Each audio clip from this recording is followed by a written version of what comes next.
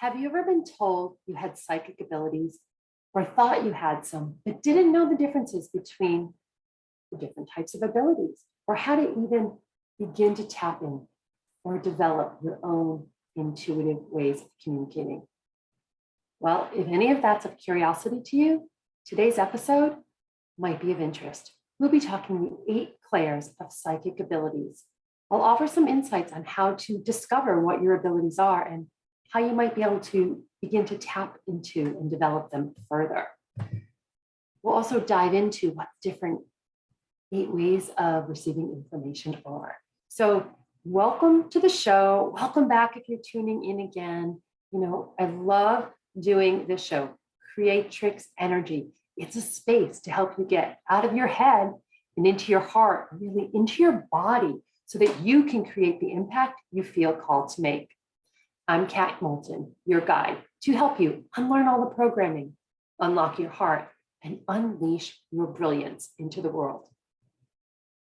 Today's episode is powered by the Kreatrix coin. To learn more about this and get a free coin, go to Kreatrix.club and become part of our community. It's Kreatrix.club. This show is about tapping into our creativity, into our power source to manifest or bring forth whatever it is in the world that you desire. We're in a pivotal time on the planet. You've heard me say that before. Other people are talking about it. Paradigms are shifting, and the world as we know it has been changing for some time. Old ways of doing things are crumbling, and new opportunities and ways of looking at and being in the world are continuing to unfold. So we're going to talk a little bit about that today as we uncover maybe what your intuitive way of communicating or receiving information is. We're here to help you remember who you really are and to remind you that nothing is more powerful than the light that you are. And this Kreatrix energy powers you to show up in that full brilliance, inviting you to stop living the way you should live and start showing up and live how you feel called to live, to tapping into this information that's been coming to you, this guidance that's offering you support, and really beginning to trust it and yourself. Today, we're talking about intuition specifically and the way, like I said, we communicate or connect beyond the veil, and asking the question, is intuition even real? We'll talk a little bit about intellect versus logic and this process of getting out of your head and into your heart. Touch on the third eye and really do an overview of the 8 clairs of what's called psychic abilities.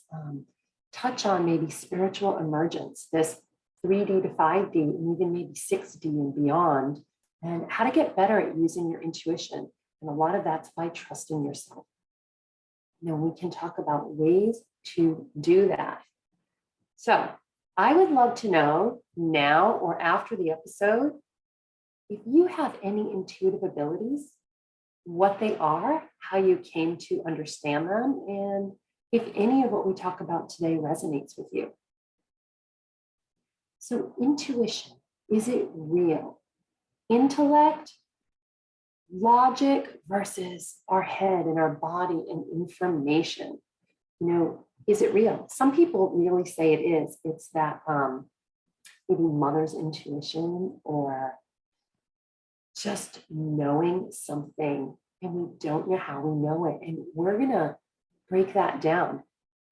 I want to share like a personal story with you first about how I've struggled with this actually most of my life.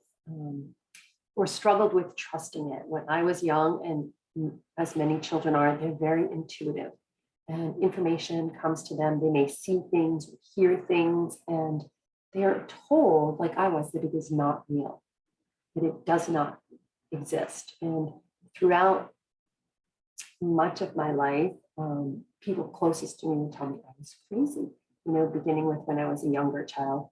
An uncle saying, "Oh, you must have money in the bank or you're crazy." Has anyone ever heard that phrase before? And the reason was I was tapped in a little bit. I didn't know that or have that language around it at the time. And I didn't know what to do with it or how to make sense of it because no one around me moved in the world in that manner. And as I got older, and I would have these intuitive things come to me and I didn't know what they were, I didn't know how to work with it.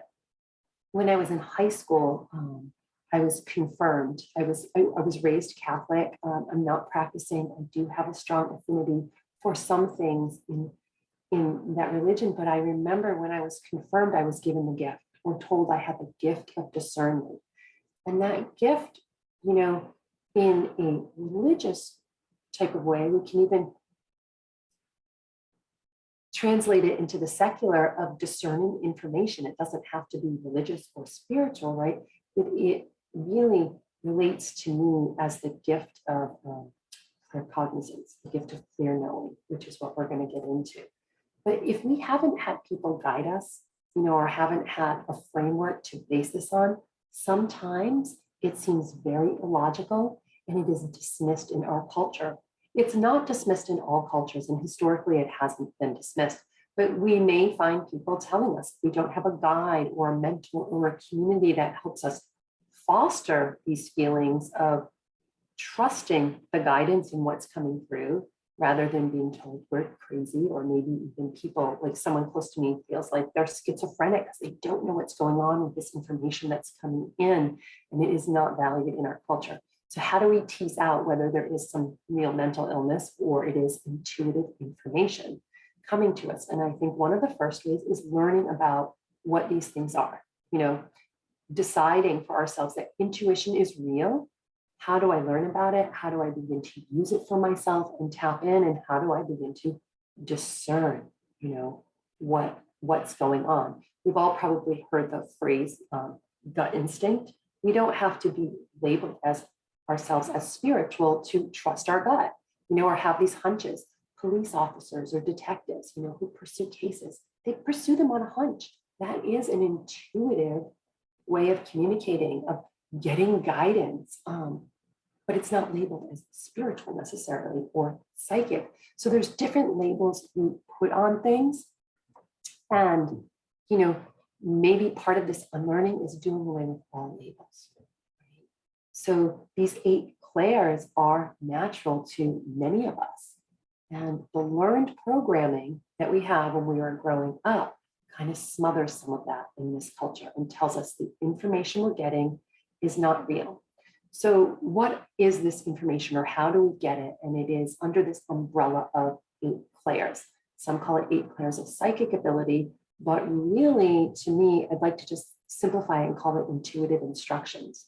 You know, and they're being broadcast all the time to us as part of a benevolent system that exists to support us. You know, some people call this information coming from the ethers or energy or spirit. They're all interchangeable words for the same thing. You know, something that's beyond the veil, something that we can't readily see in our everyday environment. And you don't have to be an empath to receive or interpret information. Some people in this work will tell you, I'm highly empathic and only empaths receive this. Well, no, detectives receive it, doctors receive it, salespeople, they receive this information and they just go with it without overthinking, and it brings them great success in their work. When we break it down, there are some people who are born more sensitive than others. Some people who come in with really strong gifts, and they've had the opportunity to not be shut down so much, or chose not to let people shutting them down do that and just go with it. So I did a little research on this. I pulled from a few articles to help clarify some of the languaging. So we might talk in the spiritual or psychic sense for defining the 8 clairs, but after we're going to try to break it down in a little more everyday things.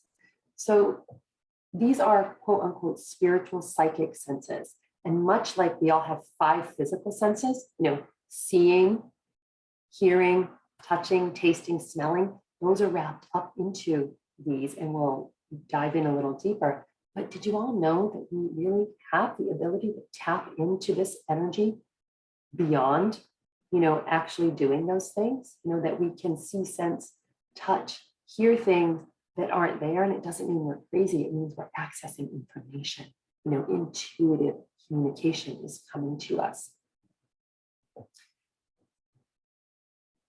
when we're open to this information, we can tap into it more clearly. And clear, C-L-E-A-R in French is clair, C-L-A-I-R. So that's why you may see this in writing, like the 8 clairs, or some people call it the 5 clairs, or the 4 clairs, or the 6 clairs, but there's 8. There's a couple of lesser known ones out there.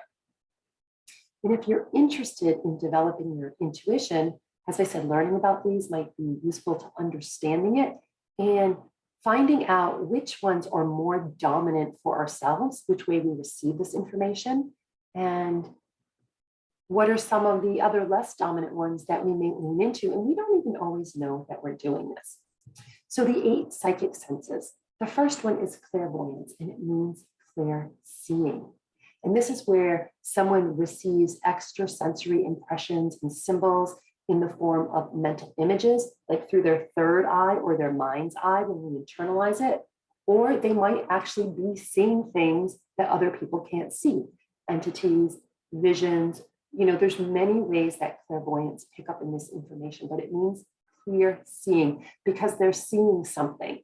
There might be seeing colors or energy fields or auras around people, plants, or animals.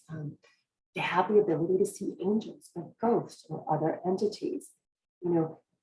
When we think of clairvoyance, a lot of people immediately think of the 6th sense, and you're people good with solving problems visually or spatially, and breaking it down into everyday things, like people who can rearrange furniture, load items in a certain way, and they just fit, and they didn't know how they were going to do it, but it just fits. So people who have a good sense of visualization. A clairvoyant also taps into precognition, that helps clarify and illuminate the present by seeing the past. And when you experience some of these things, you're able to support and help others. So if you are seeing images, it doesn't necessarily mean you are crazy. Like we talked about, you may have a gift that you haven't tapped into. The second one is claircognizance, and this is clear knowing. This is a little less known than clairvoyance, which is the more commonly known one, maybe not the most common that people experience for themselves, but the most commonly known. Claircognizance, clear knowing, is when you just know information. You didn't see it, you didn't hear it, you didn't feel it, you just know it. It's an instant stroke of recognition. In this spiritual world, some people call it, I was downloaded information. But it's just that you know things that you didn't study, that you weren't taught, that you didn't learn in some, prefabricated way. You just know it. And that's when I talked about being raised. I had the gift of discernment when I was made my confirmation. To me, that is the clear cognizance. It's just this knowing, and this ability to discern. And sometimes we don't even know how we discern. But again, it's information that we're getting that we don't need to process or interpret, but it can support ourselves or other people in the choices that we make. So the next one is that we're going to go over is clear empathy or clear emotion. And this is going to be a little different when we talk about clear sentience. So clear emotion is when we're with people or around things and we can sense what their emotions are. And this is, we're not feeling it inside of our body. We are just sensing it and getting information. And we might be very empathetic to someone. We might get a physical reaction and have insights, but it's paying attention to the feelings and the emotions of something. Whereas clear sentience, which is clear feeling, we actually feel it in our body. And I was on a walk this morning preparing for the show with my 16-year-old, and we talked about the difference. And we talked about when we have a clear feeling in the body, sometimes we're actually feeling or experiencing other people's emotions, other people's experiences. So like when he would have a tummy ache, it might not be his tummy ache. It could be anxiety. It could be many things, but we might be picking up the energy of someone else. So we are feeling someone else's energy in our body, whereas the clear empathy is we are sensing and feeling and knowing what they're going through, but we're not feeling it physically in our body. It's just a slightly different sense. But again, we are getting insights. We are being communicated information, and it is a way that we are picking up on it. Okay.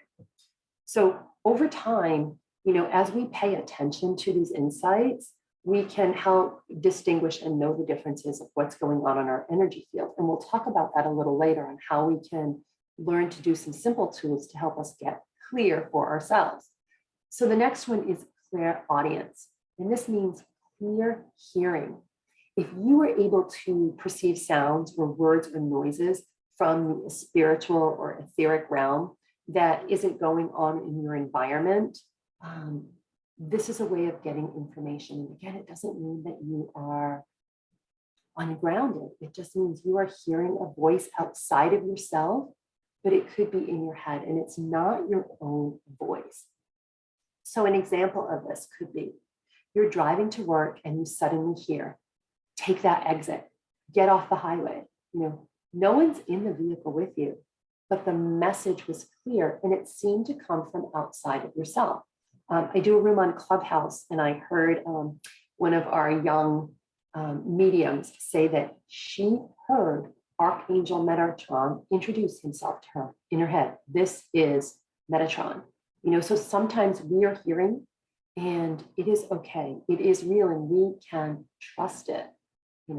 And so if we are hearing that voice, get off the exit, sometimes we might just need to trust it and take the exit, and we don't know why. We might have to get off our usual route, and when we get to our destination, we might hear after the fact that there was a 5-car pileup that we were able to avoid, by not just listening, but trusting and taking action on the information.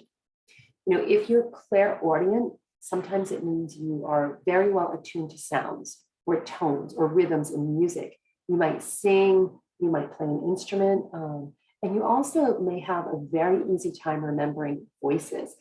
This goes along with someone who might be slightly dyslexic. They have the gifts of audio much better than reading, and you can remember voices, you can remember faces, and you can tell sometimes when someone is lying to you, if you're clairaudient, by the tone in their voice. So I hope that makes sense.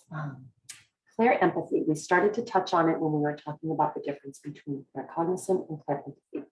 It is clear emotion, and you have that sense of other people's emotions, thought, and symptoms, but you're not feeling them as your own in your body. That is the big difference. It's an awareness of energy. You don't need to feel it, but you are aware that you're sensing it. So here's an example from someone else's work that I pulled on. It said, think of Troy from Star Trek, The Next Generation. I don't know if anybody out there watches that, but she could sense other people's emotions. Do you ever walk into a room or a place where people were arguing or were upset with each other, and you can feel the anger, you can feel the hurt in the air? And if you're on Clubhouse, sometimes where you're clairaudient and clairempathic, you can go into a Clubhouse room and actually feel or sense the energy that's in there. So when we are empathic like this, we need to learn some self-care and how to protect our energy or psychically protect ourselves, to manage this energy and maybe shield from an energetic overload, or just learn to discern and tweak what energy is ours, what energy is other people. And we can ask ourselves a simple question. I talk a lot about questioning in the work that I do as being an alchemy process. So the questioning you can ask yourself, if you're unsure about the energy you're actually sensing or feeling in your body, whatever way you're picking up on the information, is ask yourself, whose energy is this? Whose feelings are this? And when you get the information, begin to trust it and know that if it is not your energy, you can just let it go and release it. And even if it is your energy and it's energy that you don't want to keep in your body, you can also learn to release it. And this is about creating good spiritual boundaries for ourselves, learning to replenish our energy and clear away like unwanted energy or negativity from auric field, or however you want to call it. But when we go back to clairsentience, this is clear feeling, right? We want to use the same tools to clear out the information, but we're feeling the info in our own body. So clairsentient, and this is one of my gifts. And some people sometimes call these gifts a curse, especially when they don't understand what's going on with them because they don't know how to work with it or manage it. So the clairsentience, we're going to go back to that gut feeling, right? If you have a gut feeling that something doesn't feel right, that you experience in your body viscerally, that is how you know it is different than your empathy. So we feel things, we take things on in our body, and we can actually feel sometimes the emotional pain. I worked with a woman, she passed away last month, but Bridget, I did an episode with her, if you watched it, about unplugging your energy. She could feel people's energy. Like when I worked with her as a coach, I remember one day being on the phone with her. She didn't know this, I was in down dog. I was trying to move energy out of my body. I was like in this weird trance-like state after some deep work. And she said to me, I'm in cat cow, I'm moving energy. And I was like, me too. Like she felt that I was in it and she was doing it with me. And we actually didn't talk about it till after the fact. It was really, really interesting. So learning how you're getting information and knowing what one of your gifts are can really help you move energy and learn about yourself and other people. So the next clair is clairtangency. This is clear touching. So like this ring that I have on, if you were to touch it, you might pick up information about me or where this ring came from. It was actually my sister-in-law's without knowing anything about me. So it used to be called, or sometimes called, psychometry. And I've talked about that before on a different episode, but it's the ability to perceive facts or information by someone or of someone else. And we haven't really known it. It's a lesser known gift, but you might hear, again, if we bring this back to a detective show, sometimes them working with psychics who hold something that was given to them. In this case, it's a pen, and they're picking up the information and maybe getting on the trail of where whatever they're looking for might be. So it's a little more unique. It's not talked about as much as like clairvoyance, the more commonly known one, but it is a way to garner information or insights from things. So the next one along those lines of the senses is clairsalience.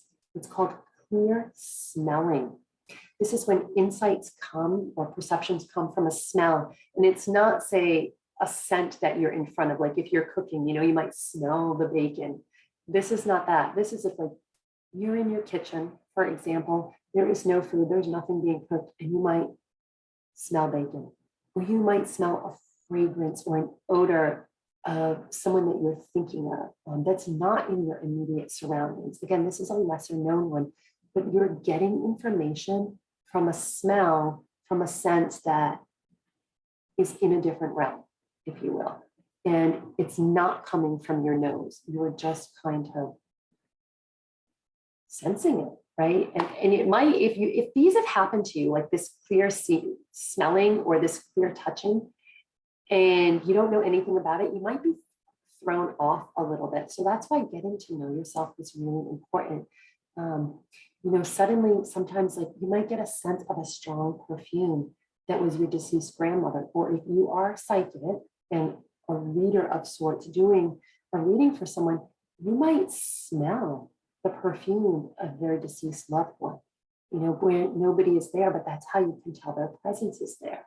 So this person, this grandmother might be reaching out, and this can happen in so many ways. Maybe it's lilacs, it doesn't have to be perfume, but you are tapping into a sense or something is triggering it to help you tap into information. And that's why this episode is intuitive information.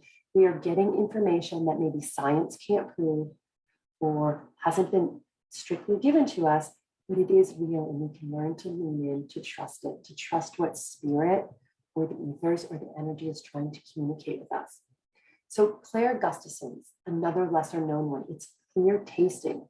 This is, say, for example, again, a psychic who's working with someone might have a taste in their mouth, and they haven't been sampling any food or drink or anything, and they might be tasting something from a person's loved one, who's passed, that they're getting information from. You might be, again, in your own kitchen or your own home. You're not doing a psychic reading, but you are working on something, thinking about something, and you're getting a taste. And it's an extrasensory taste in your mouth. It's not a real taste. And again, bringing it back to detectives, because that is some of the research that I was doing. They might get a taste in their mouth. And this article talked about like blood or a chemical that relates to a certain type of drug or a situation. And it might actually give them guidance to figure out what really happened. So those are some of the 8 ways or the 8 psychic abilities or intuitive abilities. When we allow ourselves to believe that they're real, we can start tapping in. And we did an episode earlier on the 3 T's of intuition, which were tapping in, like we're talking about, but now we got to start then trusting it. Can I trust this information? And when I do trust it, do I take action on it? That is the 3rd one. And some of the ways that we can do this, and again, I've talked about this in a couple of episodes, is the gems. If we go back to basics on getting to know our own body and our own senses and how it works, and we want to ground our energy. Because the thing is, when we are not grounded, we can't always trust that information that is coming in. And, it might not be real, or it might not be from a reliable or healthy source from us. So the gems are grounding our energy, learning different ways to ground, eliminating what's no longer serving us, what we don't need, the clutter in our mind, the clutter in our environment, so we can tap into more effectively this information, especially if we didn't come as one of those persons or people that are so naturally gifted of it. We need to cultivate ways for ourselves to tap in. So eliminating all the noise can really help us. And moving our body, getting into a movement practice that helps us clear out energy, gets us in touch with how our body works and functions, can be very important. And S is for sound and silence, right? So sound, when we are working with our own energy field, we may put on music to get to know ourselves, or listen to mantras, or sing, or to hum. And when we're clairaudient, this is a great way to get to know information. Sometimes clairaudience just get information from words from a song, right? But silence is also so important, because when we begin to cultivate our silence, we can begin to know which of these players might be our more dominant way of receiving information. And for many of us, we have other ways we get information, and we can learn to listen to it. And then, that's how in the silence we begin to trust it.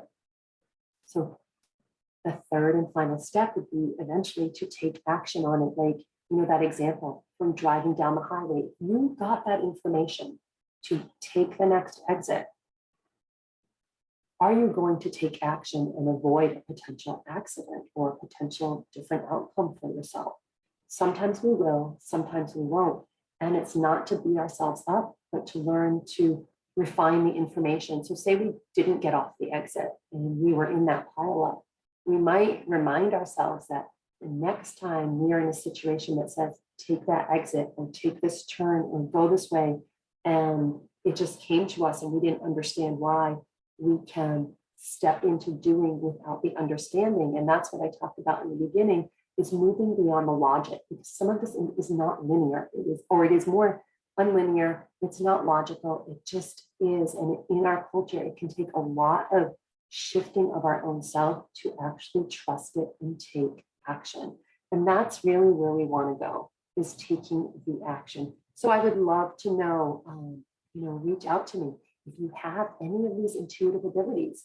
If you were naturally born with them and you just ran with them, or you learned to cultivate them, or if you need more help to learn to discern if these abilities are yours and what's real for you and need help developing it, you can join the community at Kreatrix.club. We are going to be diving more into that and tapping into our own intuition and how to trust it and trust yourself and really know yourself. So if you are listening today or on the replay, I really appreciate your time, energy, and presence. I hope this was of value to you.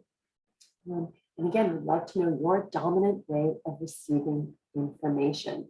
And if you are looking for information in other areas of your life, not just intuitive areas, I invite you to watch other shows or, trust the guidance of which show on the Win-Win Women Network is for you or resonates with you. There are so many women offering guidance and information to support you with your finances, with your speaking, with your grief, with your, your life in general. So check it out. Check out the Win-Win store and, just keep exploring and just trust if you're getting information on what to explore or just that intuitive hit, this resonates with me right now, go for it. Test it out, watch it, reach out to the person. It's all good. And if you want to reach out to me, again, Kreatrix.club, Kreatrix.club, or learn about me more personally on what I do at katmoulton.com. So thank you again for being here. I look forward to serving you next week. Until next time, have an amazing, amazing day.